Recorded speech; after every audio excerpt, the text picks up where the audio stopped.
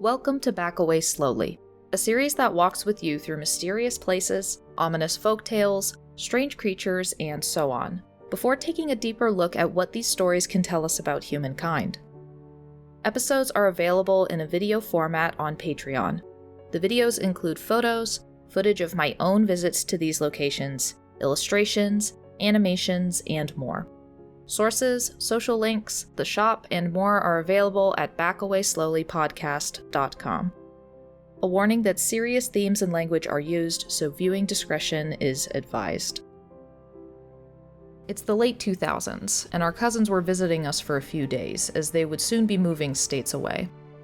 Being a rowdy group of kids, the adults had banished us to another floor in a room with a TV. We quickly came upon a relatively new show called Ghost Adventures that just happened to be playing its first episode, covering a backroads bar in Wilder, Kentucky named Bobby Mackey's. Despite the oldest of us barely being old enough to be considered teenagers, and the youngest being out of their toddler years, we all agreed with great enthusiasm to watch the show as a kind of test of courage. Over a series of interviews, the picture was painted of a slaughterhouse, the basement of which contained a well that led to a dark tunnel that was, naturally, used by devil worshippers. A building so full of activity that one of the caretakers supposedly slept with a shotgun while he lived on the premises. Zach Baggins and crew were soon locked in the building, recording whispers, walking into, and running out of, rooms. Zach screaming at ghosts. All of the beats that we've come to expect from Ghost Adventures. The tipping point came when, while in the basement, Zach felt dizzy, describing a burning sensation on his back. The crew lifted the back of his shirt, a pause, then gasps of shock and horror as the camera flew back and forth in spooky green night vision. The chaos rose to a head as Zach began shouting, "What? What is it?" When they finally showed the photo that they took, the audience could see 3 long, clear scratches. The narration claimed that these scratches appeared on camera, but there were so many cuts between different viewpoints and the camera had waved around so quickly that we, the viewers, really didn't see them appear on camera, but that didn't matter. Many of the young cousins leapt from their seats and scrambled from the room in search of their parents, who quickly put an end to our test of courage. Over the years, I began to seek out information about folklore and the paranormal.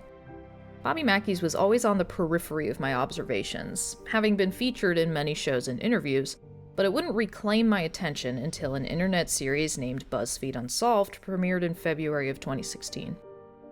I was immediately an avid watcher of the show, and on April 7th, 2017, they visited a very familiar place. It wasn't long after that I was visiting college friends and we drove past the building itself. I whipped around in my seat, asking, wait, was that Bobby Mackey's? No one else in the car knew what I was talking about, so I gave them a brief summary of the general legends surrounding the place. They responded with varying degrees of enthusiasm, but I sat back in my seat, still surprised that I had never known how close the location actually was for so many years of my life. When I started this series, I wanted to explore places that were less discussed. Or, I acquiesced that I would cover more famous places if I could find information that hadn't been covered repeatedly by others. With this location having popped up so frequently in my life, I decided to dig a little to see if there was anything worth sharing that hadn't been repeated 1,000 times already. With access to the Cincinnati and Northern Kentucky libraries, I was able to find a book written at the time of the Pearl Bryan investigation, newspaper scans, an academic paper or two, and more. A member of a Midwest ghost hunting group was also kind enough to allow me to interview them about the bar and their experiences. And lastly, I gathered my own information and recordings from a tour and a few visits.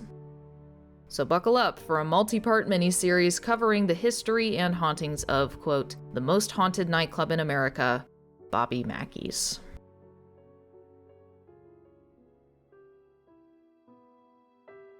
In the fall of 1779, a survivor of the Battle of Braddock's defeat by the name of Colonel James Taylor purchased 5,333 1/3 acres of what was then Virginia land.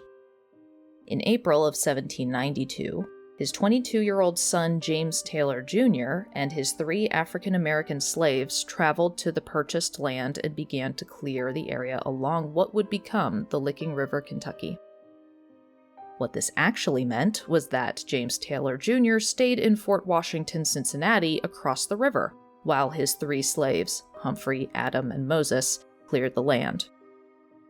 James Taylor Jr. became an important figure in further settling of the Newport-Campbell County area, all on the backs of Humphrey, Adam, and Moses. Newport boomed along the Licking River, the area soon becoming known as Finchtown, complete with a hotel and 2 slaughterhouses. Despite this area's quick rise to success, it was also plagued with tragedy. A Kentucky Post article reports that the strip of land from Monmouth Street to the Licking River saw so many lynchings after the Emancipation Proclamation that the area was called Gallows Gap. There were at least 20 hangings, but only 1 was ever actually legal.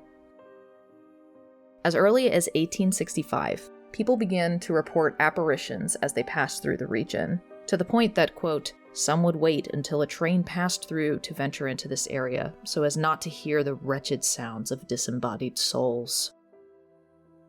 On April 1st, 1877, a young woman named Nellie Maloney was aboard her father's boat, the Golden Rule, when the boat caught fire against the Cincinnati bank, directly across from where the Licking River empties into the Ohio River.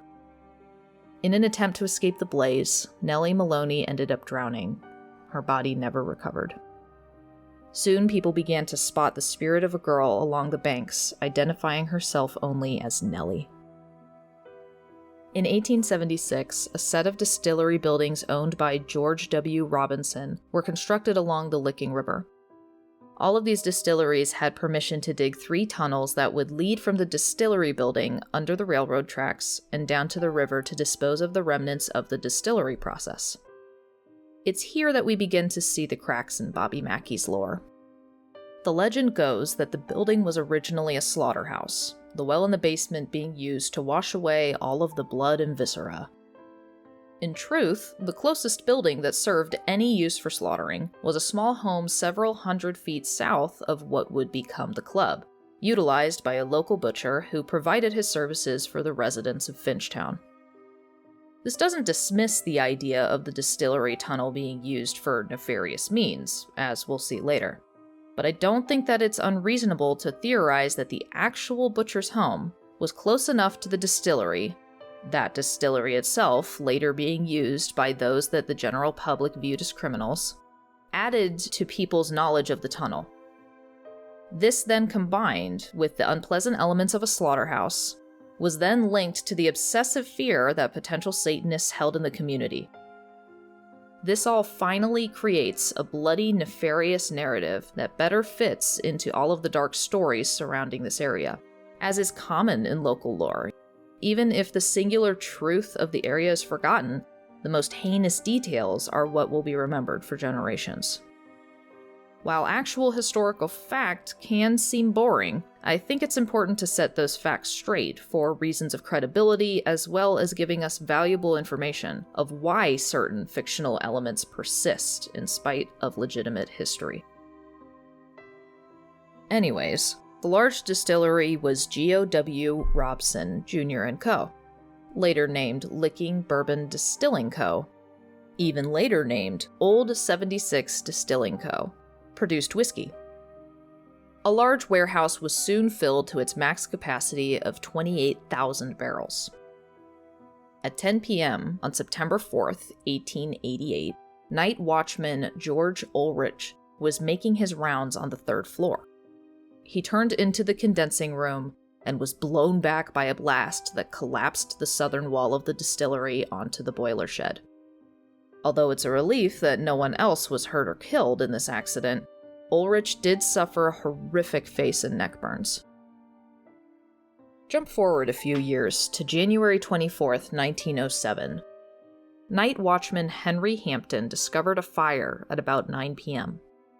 The blaze quickly spread out of control, jumping to William Mittmiller's saloon and Nestle's drugstore, which was located where Bobby Mackey's is today.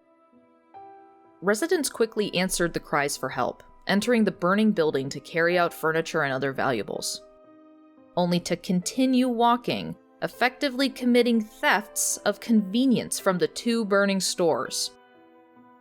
There was no time and no one to hold the thieves accountable, especially when the fire reached the barrels of whiskey.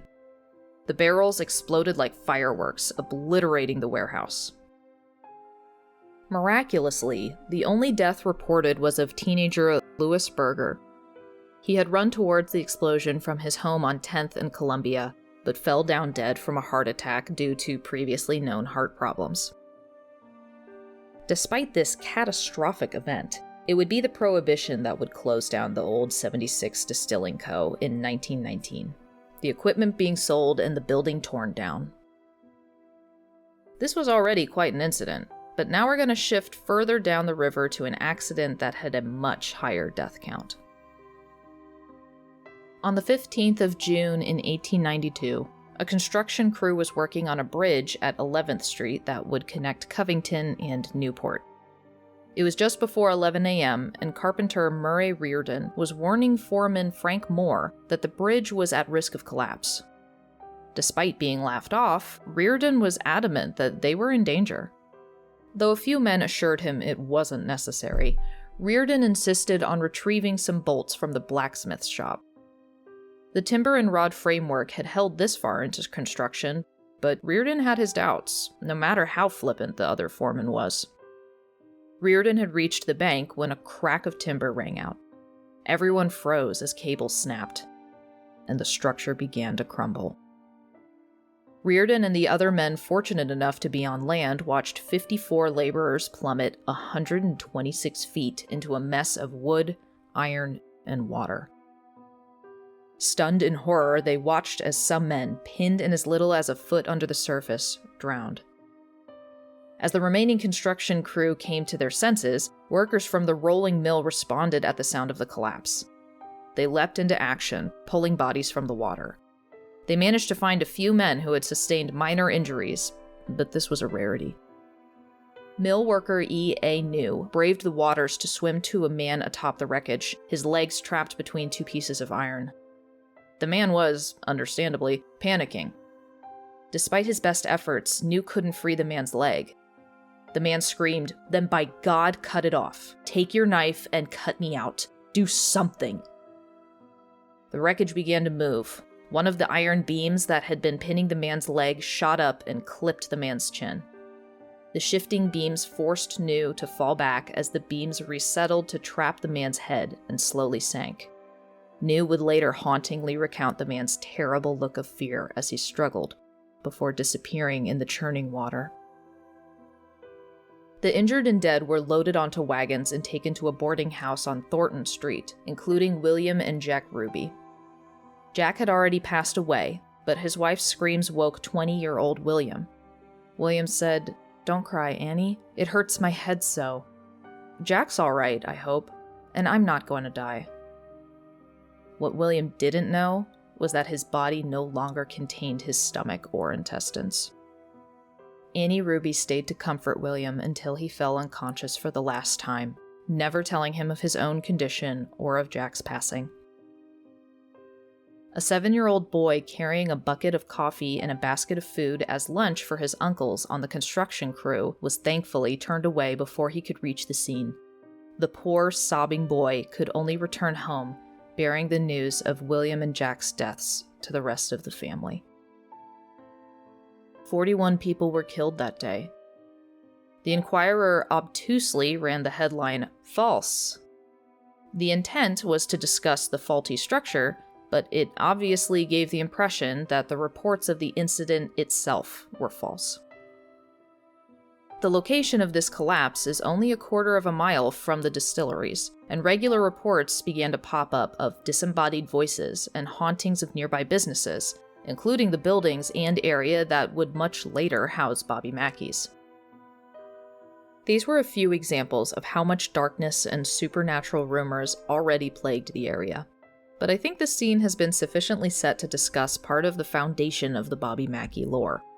Next, we explore one of the most shocking murder cases in Cincinnati Newport history, the murder of Pearl Bryan.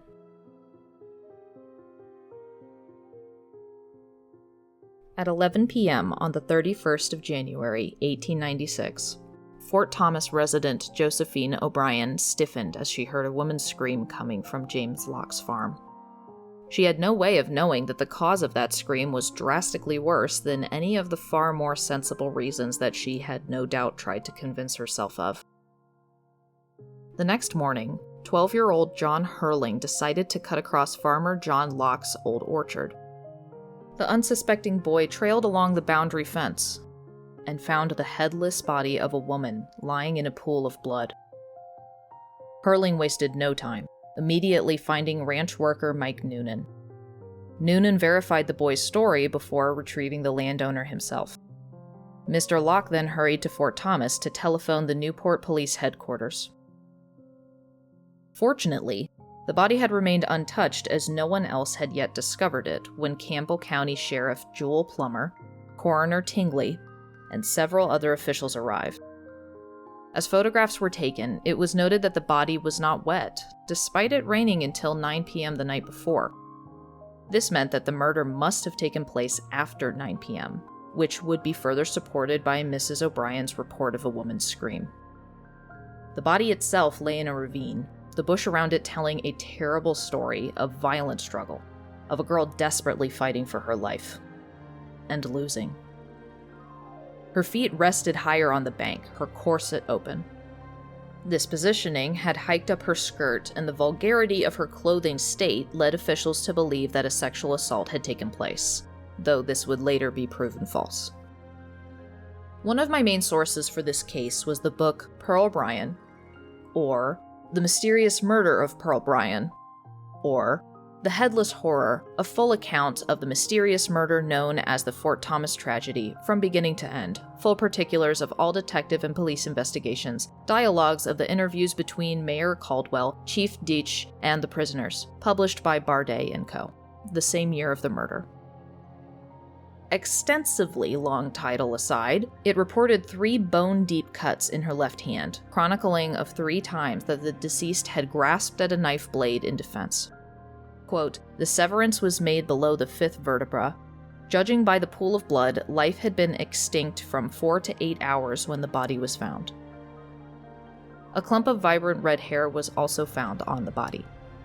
The scene around the headless victim was just as shocking, if not more so. The enormous pool of blood, so much blood that it had soaked 3 inches deep into the soil, left no doubt in regards to the scene of the murder.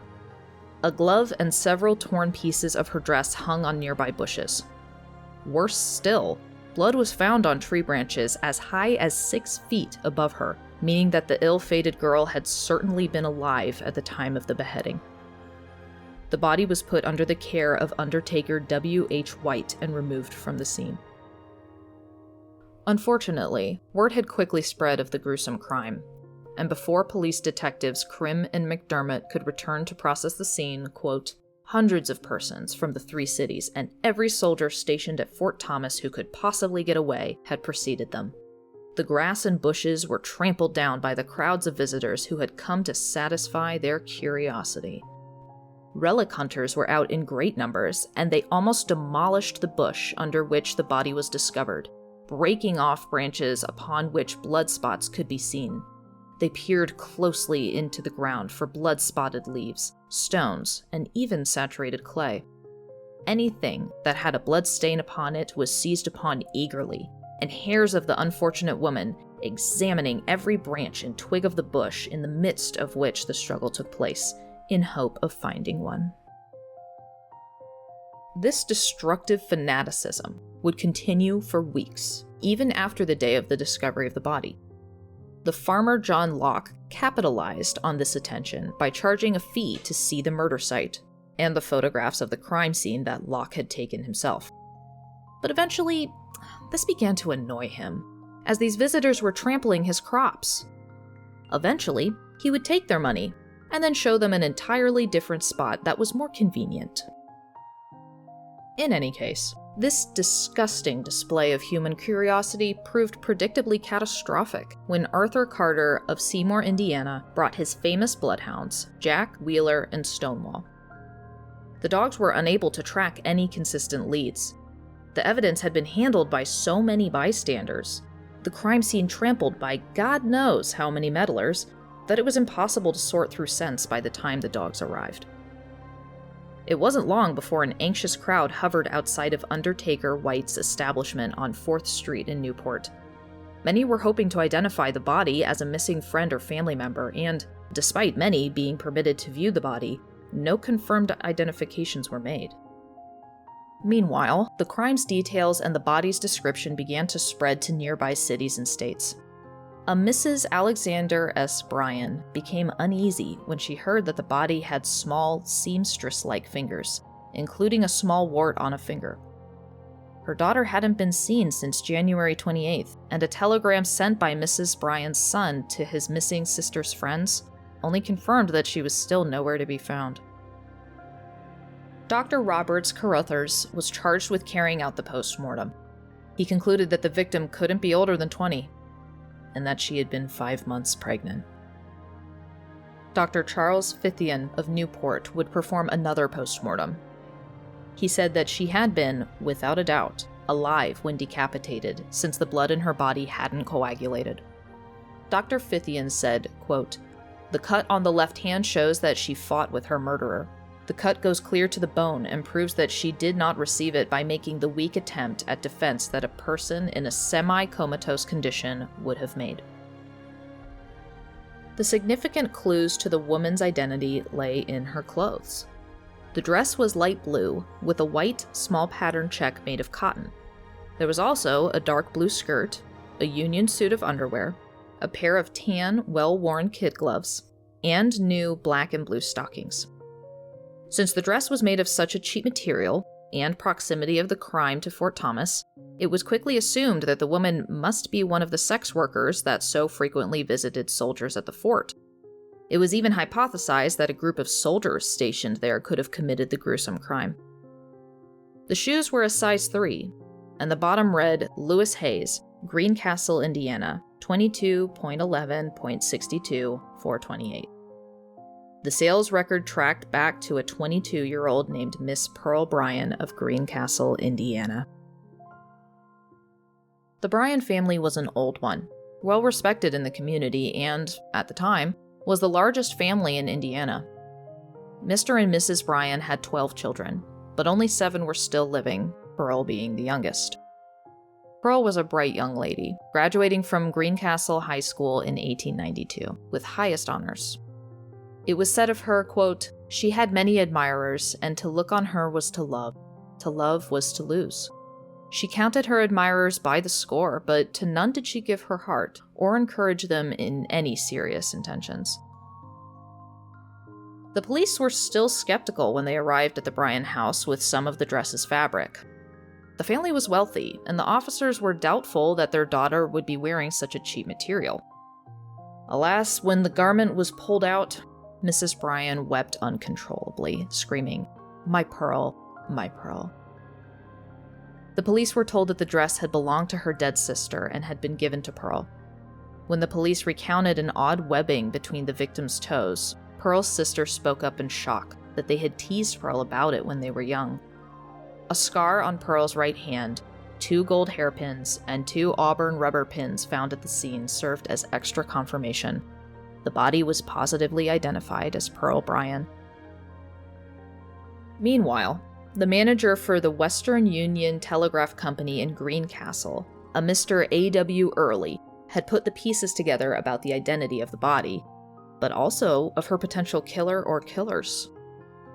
After hastening to tell his suspicions to the officers who were still in Greencastle, Scott Jackson, Alonzo Walling, and William Wood were arrested and charged with the murder of Pearl Bryan. Who are these men? I'll take you through a crash course of the 3 and how they met, beginning in late 1894.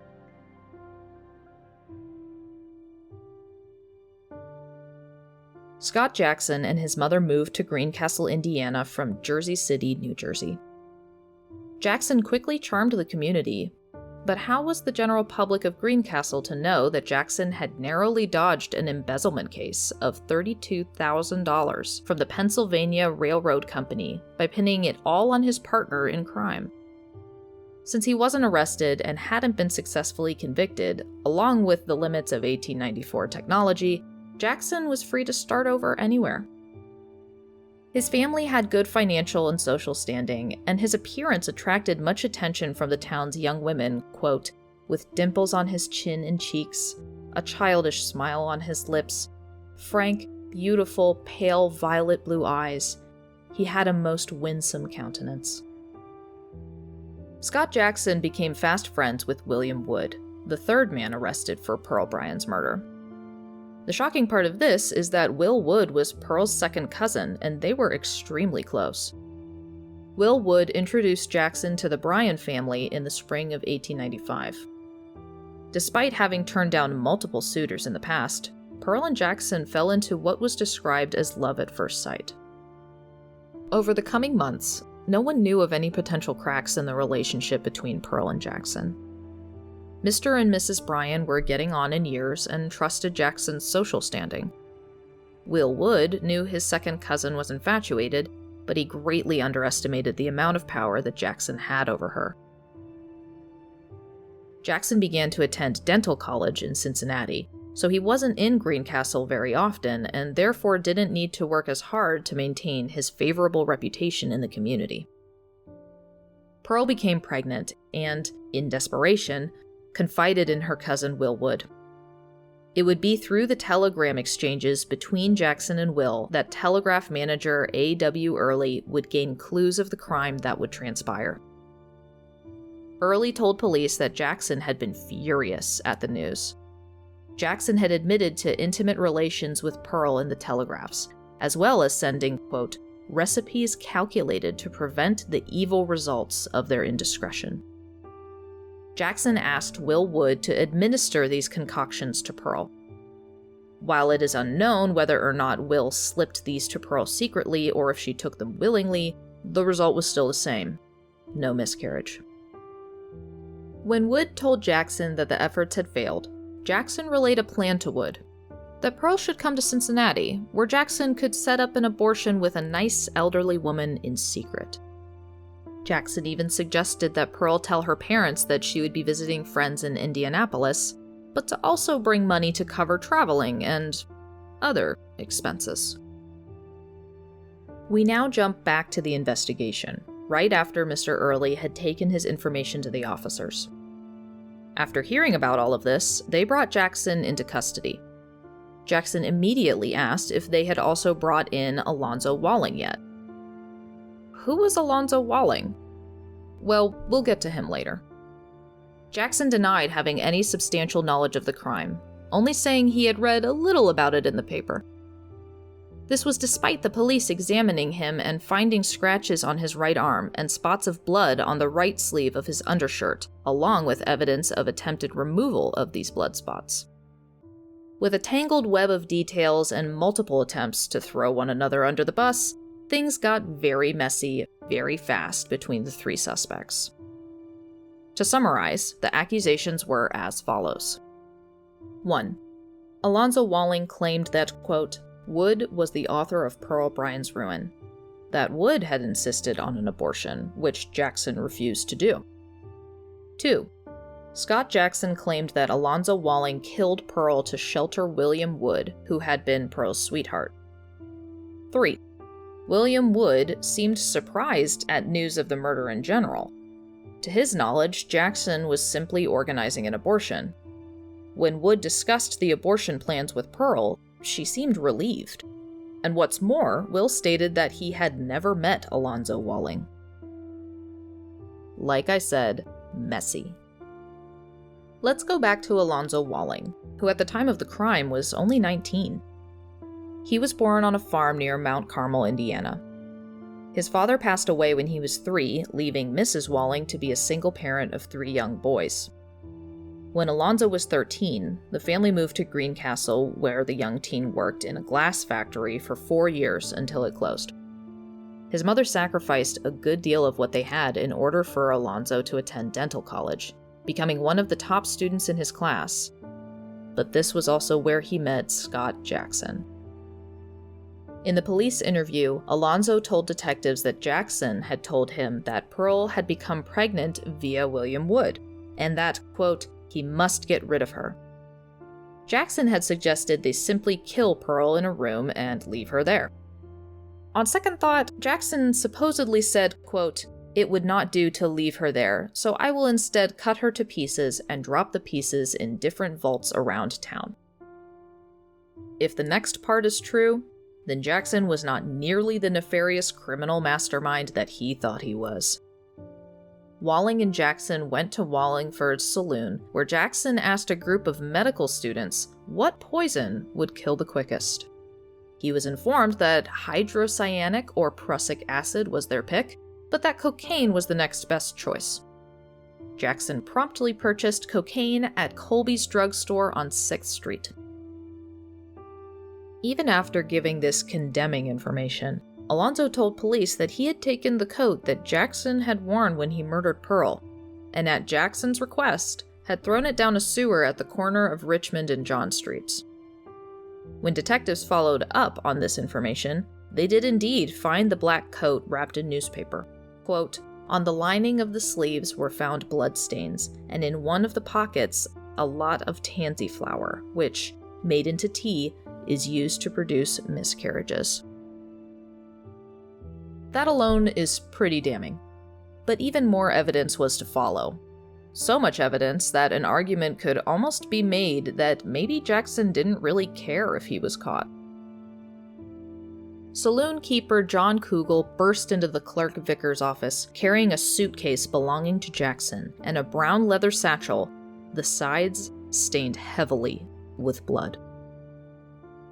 When confronted with the bag, Jackson said that, sure, it had contained the head, but that Walling had carried it. He also supposed that the head must be in the river, making every attempt to sound non-committal, never truly confirming it. Eventually, Jackson did admit that he had disposed of a skirt, a petticoat, some stockings, and several other items in the river. Jackson's locker at the Ohio Dental College was searched, and God only knows what made him think it was a good idea to hide a pair of trousers covered in dried mud and blood at his own school. Jackson quickly claimed that the trousers belonged to Walling. On the night of the murder, multiple witnesses saw Pearl, Jackson, and Walling getting drinks at Wallingford's saloon in downtown Cincinnati. Jackson ordered a whiskey for himself and a sarsaparilla for Pearl, this being where many theorize that Jackson may have drugged her drink. The autopsy revealed that there was enough cocaine in Pearl's system to render her unconscious, further supported by Jackson's purchase at Colby's drugstore. The last clue in a long parade of incriminating evidence was a hat found on the side of the road in Newport that was identified as Pearl's by her sister. It had been weighed down with a stone and wrapped in a bloody handkerchief, which was identified as belonging to Jackson. At the trial, a Mr. Trusty claimed to have driven a cab that picked up Pearl, Alonzo, and Jackson, but that Pearl was already dead. He was told that an abortion had been attempted and failed, that Jackson and Walling had been charged with her body. I would be inclined to believe that this testimony was a concoction for a snippet of fame. No one would be dumb enough to bring their intended murder victim in front of a witness, Mr. Trusty, claiming that the victim was already dead. But then again, we've already seen how intelligent Jackson's choices have been. If this did happen, I would guess that she was already drugged with cocaine. However, I can't account for why they would claim that she was already dead. Why wouldn't they give another reason why she was unconscious? Why create a witness for yourselves? These are questions that no one can answer now. However, if this evidence from the cabbie is true, it is significant as it puts both men as active in the participation of this murder. The only noteworthy attempt for someone to come to Jackson's defense was his landlady, Miss Rose McNevin. She testified that Jackson hadn't left the home at the night of the murder, that she, quote, always knew when her 14 roomers were at home. Needless to say, Jackson and Walling were both found guilty of Pearl's murder. But the story still has one last wild card to play. In a last, desperate attempt, the mayor, the police chief, and the sheriff brought Scott Jackson and Alonzo Walling into a room. When they opened the door, there lay Pearl's headless body in an open coffin. One of Pearl's brothers and one of her sisters was standing on either side of the casket. Jackson nervously fidgeted, eyes darting to and away from the body, shaking his head and sighing. Walling just stared blankly at the body, the only betrayal of nervousness being his foot tapping on the floor. When asked if they recognized the body, Walling said that it must be Pearl, as Jackson had told him so. Before the body of their baby sister, the family begged for them to reveal the location of her head. Both men coldly denied any knowledge of anything. At 7:35 a.m., Reverend Lee prayed with the condemned men, singing, "God be with you till we meet again." Walling received a note from his girlfriend that said, "Die game," which means die bravely. Extreme measures were deemed necessary to ensure that crowd justice wouldn't be enacted in transit from Cincinnati to Newport. But they did sell tickets to the 11:30 a.m. hanging, to be carried out on the newly built gallows behind the Newport courthouse. 3 minutes before the men were set to hang, Jackson told Sheriff Plummer that he had a confession. Jackson wrote a telegram to the governor reading, "Walling is not guilty of this crime, I am." This confession would prove fruitless, as when the mayor asked Jackson why Walling was innocent, Jackson replied, "I can't say that. That's a trap. I can't say that without admitting I was there." Now, the urban legend version of the Bobby Mackey story goes that the men raged at the crowd, shouting that they would haunt the area, cursing the people forever. However, I could find nothing of the sort in the historical record of the event. What I did find was the recorded last words of the condemned men. Jackson's last words were, quote, "I only have this to say, that I'm not guilty of the crime for which I am now compelled to pay the penalty of my life." Alonzo Walling's last words were, "Nothing, only that you are taking the life of an innocent man, and I will call upon God to witness the truth of what I say." Jackson sang hymns, including "The Sweet By and By," until the trapdoor dropped at 11:40 a.m. Unfortunately for the pair, the ropes were too short to give them a clean break. It took 3 minutes for Jackson to die, 4 minutes for Walling. And so ended the last public hanging in Newport.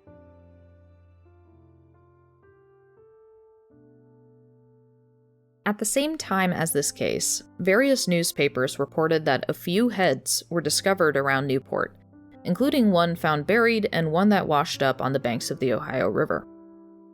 Besides the concern that multiple heads were turning up in such a small area, none of them were positively identified as Pearl, and her head was unfortunately never found. Pearl's body was kept at Forest Hill Cemetery for almost 7 weeks, as her father was determined not to lay her to rest without her head. Eventually, the family managed to convince him to allow the burial to commence.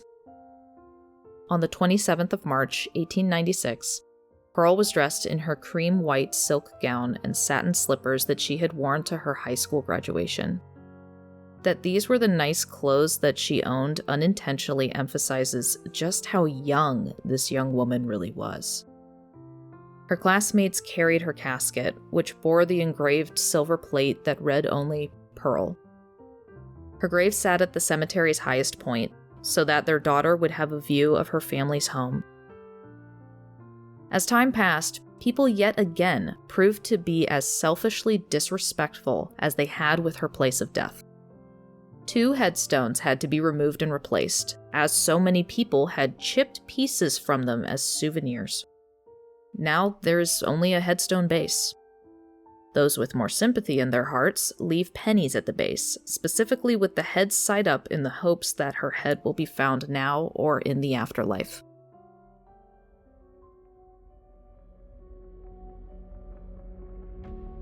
When it comes to the potential connection to Bobby Mackey's location, in the first episode of Ghost Adventures, they interview author Douglas Hensley, who tells the team that the bloodhounds tracked the killers directly to Bobby Mackey's.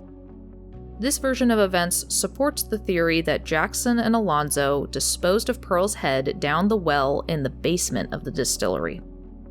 Some theories push this even further, speculating that Jackson and Alonzo had conducted satanic rituals in the tunnel with Pearl's remains. In all of my digging, I found no evidence of this. When referring to the bloodhounds, the historical text documents that the confused scents led to 20 men in jail due to the crime scene's contamination. The closest solid lead that the bloodhounds found was a scent that led to the Covington Reservoir. In the hopes of finding the missing head, the reservoir was drained at the expense of $2,000 to reveal nothing. All in all, I don't think there is a direct connection between the building and the Pearl Bryan case. I know it isn't the most thrilling answer in the world, but I just don't see any evidence to affix the event and this location. After viewing all of the evidence I could find, and reading the accounts from the time of the events, I believe that the murder of Pearl Bryan was an attempt to erase anything that would tie a selfish young man to his own actions. He was used to being able to flee from his mistakes, pinning someone else with any lingering responsibilities, and start over. He tried to do the same thing here, utilizing another young man to get rid of his own evidence and to take the fall. There was testimony of Jackson flitting around to see a variety of young women in Indianapolis while under an assumed name so that he could return to Greencastle and play the dashing heartthrob to a wealthy girl with a powerful family. From the account of the events, it seems that Alonzo Walling was an easily manipulated young man who was either eager to do whatever Jackson wished, or was too afraid of Jackson to defy him. This being said, he still participated in the concealment of evidence and potentially assisted in the transportation of Pearl's unconscious body, so he seems in no way truly innocent. William Wood strikes me as a man who loved his cousin, but through that love was coerced to influence her. Records show that Wood and Jackson got up to quite a bit of mischief together in various nearby towns and cities, and I don't doubt that Jackson's company felt like a thrill, but it blinded him to just how far Jackson would go to continue the life he wanted. And Pearl, well, Pearl underwent an encounter so horrifying that many don't fully retell it. From what I read of descriptions recorded by those who knew her, she was a cheerful, intelligent, beloved young lady, if not potentially a little sheltered and naive, who put her trust in the wrong man. It makes me uncomfortable that for years, many recountings simply remember her as a head thrown down a well, instead of a girl with barely any experience of the world outside of her home, who was terrified of the consequences of a potentially little understood relationship.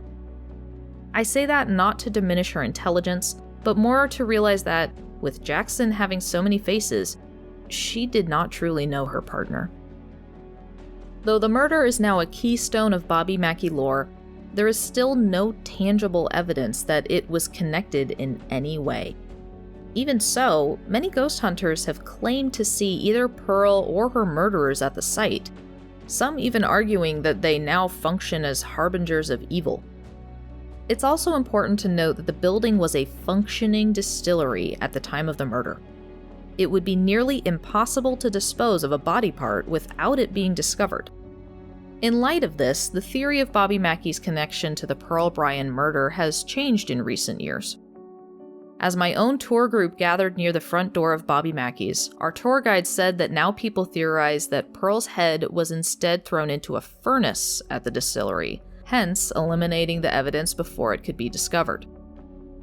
While a fascinating evolution of the theory, it feels more like trying to fit a narrative to the facts. The distillery building was later abandoned, and soon rumors began to cycle of satanic cults, of human and animal sacrifice. From what I could find, it was only after the murder that stories of satanic cults began to pop up, retroactively placing Jackson and Walling as active participants. The murder and trial contained so many sensational details that we frequently see immortalized in culture. A doomed relationship, a beautiful woman of good social standing cruelly betrayed, a grisly murder, and a major missing element. It doesn't take much to arrange these pieces over the years to neatly fit into an eternally feared, yet ambiguous, satanic cult narrative. Despite being so certain of the location of her missing head, it's never been found. Because it's never been found, it leaves a little bit of room for people to insist that it was disposed of on the property, therefore permanently entombing the spirits in a creepy building with a long history of violence. No matter what I say, I'm aware that this story will continue to live on, but I do hope that by shedding light on the evidence collected, that the facts may be revived, in addition to the memory of a well-loved girl gone too soon. One major story now told, in the next episode we'll skip forward to a much different time. Alcohol became illegal, making an opportunity for lucrative, though illicit, business practices. Where there's money, there's crime. No group being as feared as the mob. Next week we'll go over why the mob so desperately wanted to get its hands on Bobby Mackey's.